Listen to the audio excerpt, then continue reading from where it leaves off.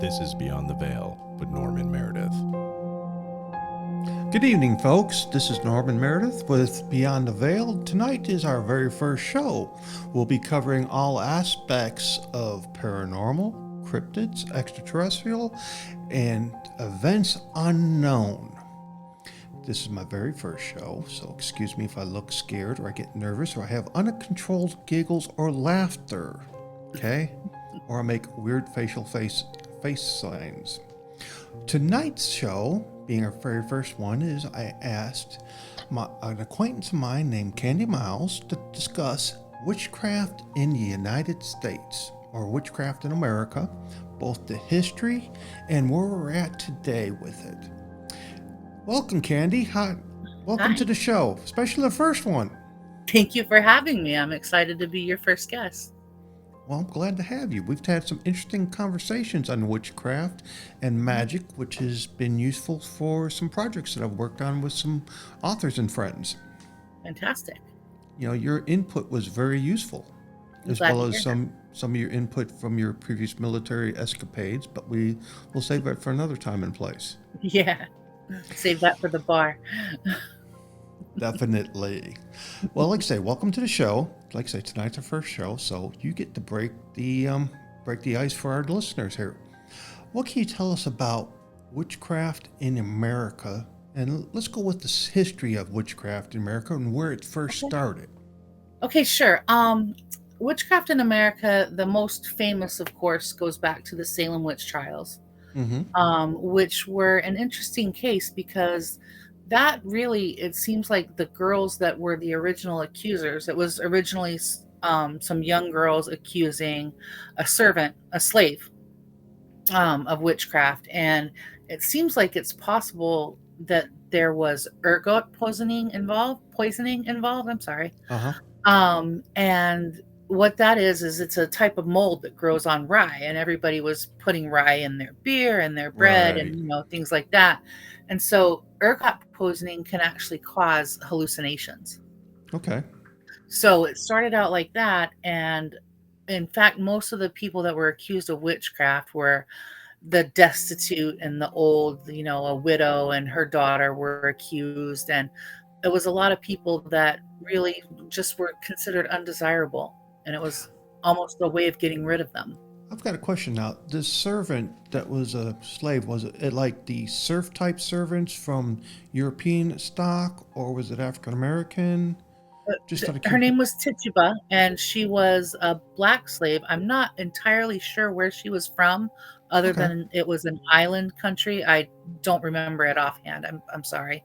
No, that's fine. But she did her traditional African practices, or her island practices, for divination and things like that, and ways of treating like medical issues and stuff. And so she was very easy to accuse. I see. Okay. So, Right. And or then, wait, being an well, I African. was going to say, Go ahead. I'm sorry. right, many Africans practice things that are similar to voodoo. And so, of Santa course, that would Maria. look strange to a European. Santa Maria. Is it Santa Maria? Santeria. Santeria comes to mind. Santeria. Yeah, Santeria. Or did that come later? That came later. That's a combination of different practices, and it's mostly found down south. Okay. It's not up north where I am so much as it is down south where you are. Okay. Okay. Now, how many people do you know offhand from the Salem witch trials that they put to death? Because I think what it was, they threw them in the water, and if they drowned, 16? they Well, they weren't a hanged a lot of witch. people. Okay. I They know they hanged a lot burned of some too. people, and they burned some at the stake. But Mm-hmm. Salem, it was mostly hanging. Mostly hangings. It was the European witch trials that was a lot of the burnings. Okay. And then they would burn you as a witch if you were Catholic. It was in England, there was a lot of burning that went on, the burning times, and it was just anybody that was an enemy of the crown. Okay. It's similar to They what would Nero put them did. trumped up chart. Hmm. Okay. Gotcha. Well, Moving on from that, if you wanted to discuss how witchcraft found kind of a resurgence, It started in around the 60s, and there was a gentleman named Gardner, Mm-hmm. and he came up with he released a book about what he called Wicca, and he Okay. said it was a tradition that was passed down throughout his family. Right. Now, there's no actual proof of that. Gerald Gardner was a very interesting and fascinating man. Okay. He came up with Wicca basically out of his head, and he combined and cobbled together different things. And he started that in England, but it moved over to the United States, especially with there was a woman, her name is Starhawk, and Mm-hmm. she wrote a book called The Spiral Dance. Right. Um, and it is a study of like goddess religions, and it found a whole new resurgence of goddess worship in the United States. Mm-hmm. And so people have built on that. There's a gentleman named Scott Cunningham that wrote a bunch of books on witchcraft and how to perform witchcraft and do spells and, manifest your desires and things like that. Make potions and lotions and tinctures and all the fun things that people think that we do. I got you. Now, the 60s would have been a perfect time for this to come about because that was the age of love, flower people, Hmm. hippies. They were fighting, they were counter revolutionary against the war, peace, Right. love, no violence. So, this was a good Hmm. time for something like this to come about. And then with the, Absolutely. the resurgence of wanting to do alternate religions, other practices, and such, this would have been the perfect niche time. And especially with the Absolutely. use of psychedelics of all sorts. If you weren't a Yeah. con man, you would have You'd you'd have made made the some money. money. Yeah, Yeah. definitely. Definitely. I'm going to ask this question. I don't know if you'll know the answer or not. Is there any evidence that Mr. Gardner could have been a con man? Mr. Gardner? Yeah.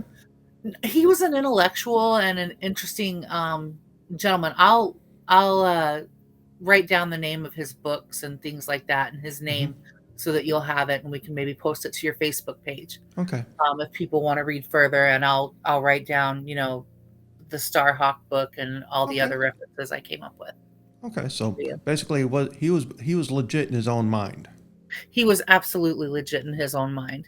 He was a scholar and a magician and a very interesting person. Okay. Now I know this is one question a lot of people want to ask. That Mhm. is, because some people have heard that there's two types of magic or two types of witchcraft, Right, black and white. right. Some people say they're a black witch or a white witch or a Yeah, gray witch, or and Grey sometimes Witch. that you even see this in the movies about black, white, and Lord of the Rings gave you the sorcerers by colors sometimes too. What is Yeah, that? that's an interesting question, because really everyone has their own opinion on this, every practicing witch. And to be a witch, you don't have to be Wiccan. And to practice witchcraft, it's basically you need the intent and the desire to manifest things, Mm-hmm. and you can just go from there. You don't need books. The power of the witch is within themselves. And as far as black magic and white magic, um, in my opinion, there is just magic. What you do with it, your intent, is what makes it either malevolent or beneficial. Okay.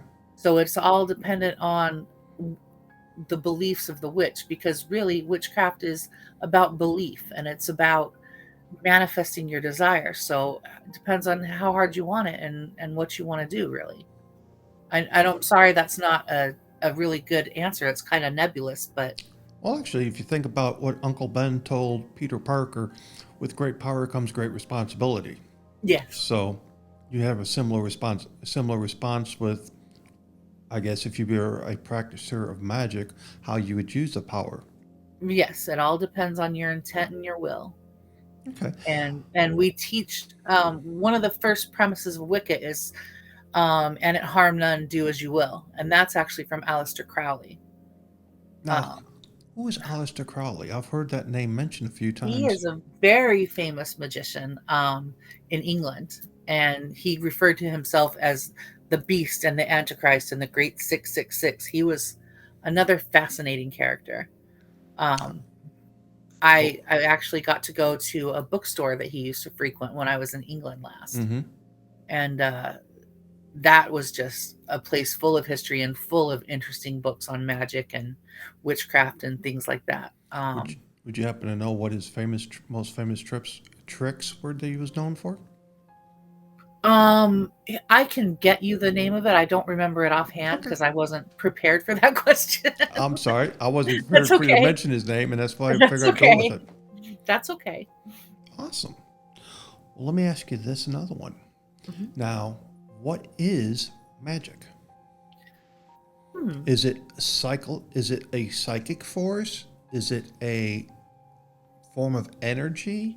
Is it natural? My belief is that magic is a natural form of energy that you harness with your psychic abilities. So, all of the above. And the interesting thing about magic and witchcraft in general is that there's no wrong way to be a witch. Mm-hmm. You can, I mean, you can start out with 2 rocks in your driveway and make a wish and wish it hard, and you've just started to perform a spell. Okay. You focus your intent, and that's how you get what you desire or what you're working toward. Okay. How about this question? Mhm. Now, a lot of people associate witchcraft with devil worshipping and Yes. sacrifice. Yes. What can you tell us about that? Well, as far as the sacrifices goes, that may be because there is a cost. There's a cost to all spells. So you have to be prepared to pay the price, whether that price is your energy or whatever. Now, there are some forms of magical practice, such as voodoo, which is a religion as well as a magical practice that does perform sacrifices, but they usually sacrifice things like chickens. Well, that's like I usually I tell don't know people. of I don't know of any witches in my personal experience that have done like a dog or like I know the strange things that you hear when they had like the satanic panic back in the 80s. Right.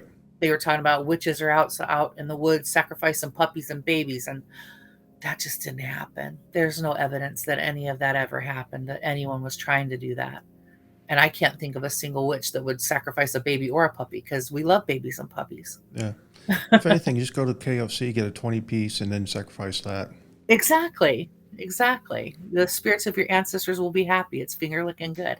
Yeah, exactly. 20-piece chicken, can't go wrong. Yeah. It's already set to go. Yeah. KFC should give you a sponsorship. Okay. Now the devil worship part. I know we talked The, about the sacrifice. the devil worship, that Satanism is actually a religion. Mm-hmm. And it's separate because witchcraft isn't really a religion, it's a practice. Mm-hmm.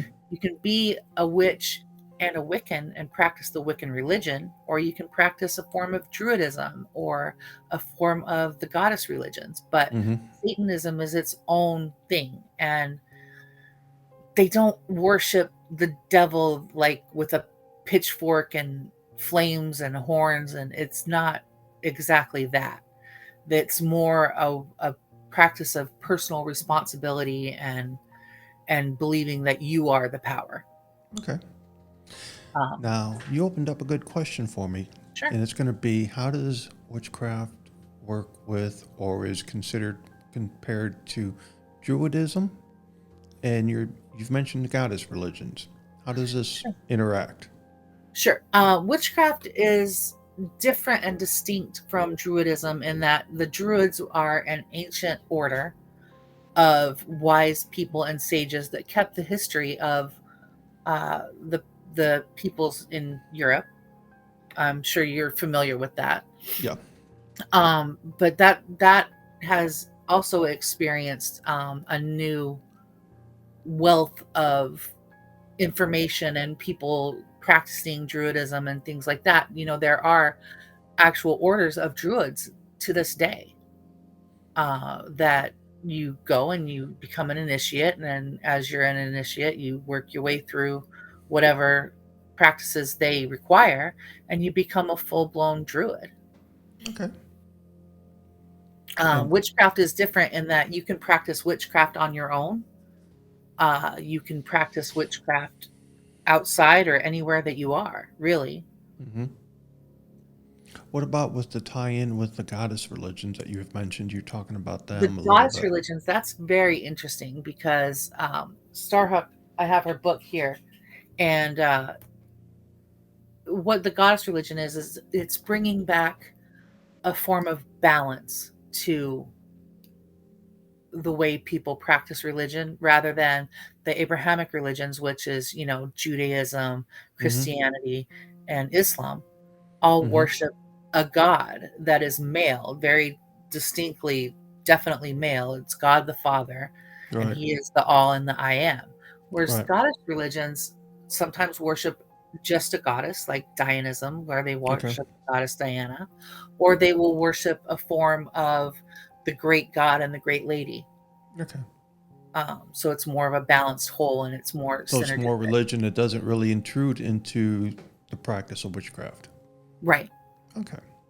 Right. Well, But let you me. can be a witch and practice any of those religions. Okay. Well, here's one. Now, Mhm. there are some people even now that would try to say, how do I become a witch or a warlock? Okay.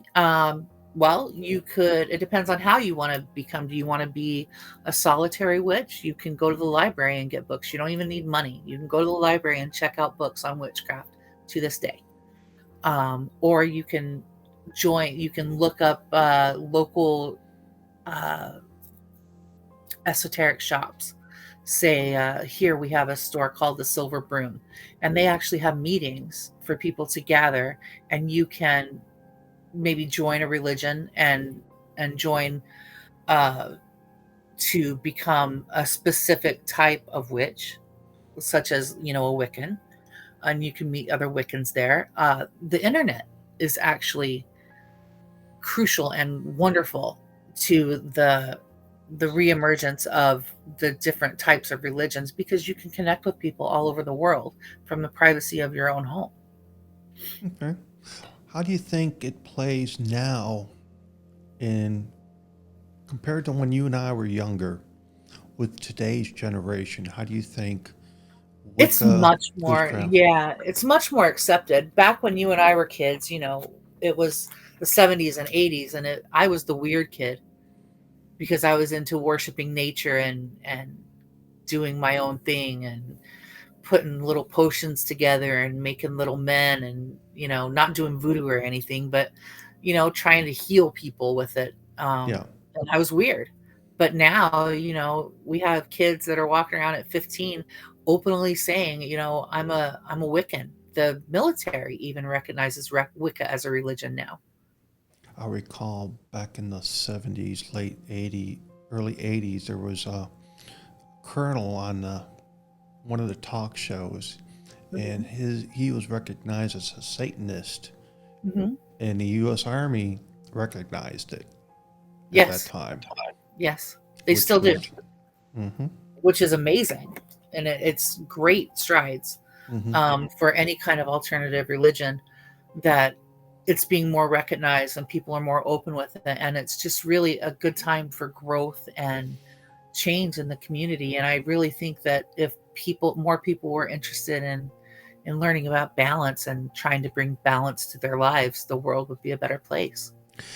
Now, I know when you and I were talking over the years about Wicca, Hmm. witchcraft, I know your experiences over in a certain country, you're able to use witchcraft to help a injured comrade.